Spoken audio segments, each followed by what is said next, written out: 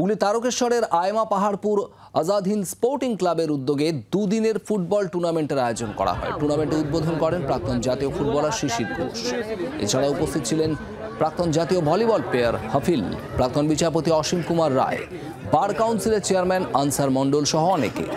নতুন প্রজন্মকে মাঠমুখী করলে ফের একবার কলকাতা ময়দানে বাঙালি ফুটবলারদের দেখা যাবে বলে জানিয়েছেন শিশির ঘোষ।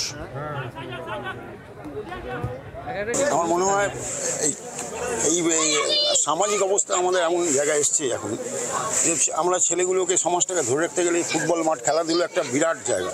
এই খেলাধুলো যদি আমরা ফিরিয়ে আনতে পারি, আমার মনে হয় সমাজে কোনো দাঙ্গা থেকে সব থেকে বিরত থাকবে।